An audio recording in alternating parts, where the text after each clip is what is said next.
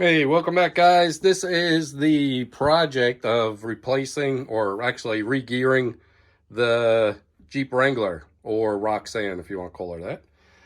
This is the pinion. I just pulled that out like I did last night. Got the bearings off, got that all ready for when they show up on the two axles. Got that ready. Here's the pinion. This guy is where the drive shaft shows up. So you take your drive shaft off, beat the heck out of it, comes off. Then you take out your nut.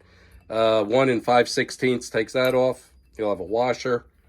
And I'm not going to go through how to do it because I'm butchering it. It's like, I'm an amateur at this. So I'm not doing a how-to video. Heck no. Then you pull this guy off, okay? Now, in the housing of your differential going into this, you'll have this sticking out. Well, you beat it in. Put the nut on backwards a little bit. Or however you want it. Well, I'm not using it, so it doesn't make a difference. Put it on a little bit, and then I get a punch the inside, it punches through. But all this stuff stays inside the housing. Right in the housing is this sucker. This is your seal. Let me tell you what, as you can tell by this thing, it was a son of a gun to beat it out of the housing. You have to fold it in on itself, as you see, and then pry it out. Then you've got like a oil slinger, your bearing, and then the race. The race you have to punch out from the backside where your differential cover is.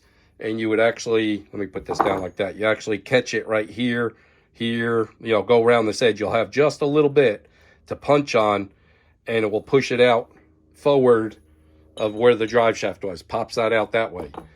Then you come around. Remember, this ain't in there. None of this stuff's in there. Well, bearing's stuck on there.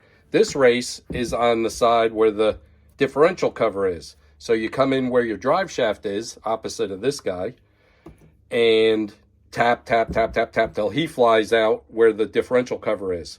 And then this is the housing. So I got to pull this gear off, or the bearing, because I need the shim that's in between here.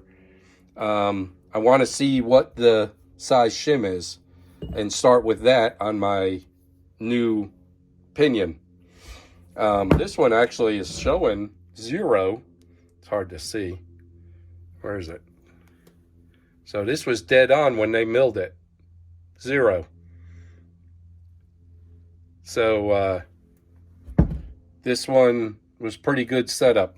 All right, just wanted to show you that. The housing is empty. Pulled all this apart just to mainly... oh, and also I'm going to put this on the lathe at work and have them turn this down a couple thousands, just so it will slide into the housing, and I can use it as a setup sleeve and shim behind it for my shims. If there is a shim in there, that's why I want to check. If they might have shimmed, I'll go in the back. I didn't even check yet to see if the shim is between this and the actual housing. That's where I'm going to put mine. That way I could just slide this out, put some more shims in, slide him in, slide the pinion in with the bearing, and check it there for my depth, to set my depth. So I'm going to take this to work, have them mill this down a couple thousand, maybe 2,000s.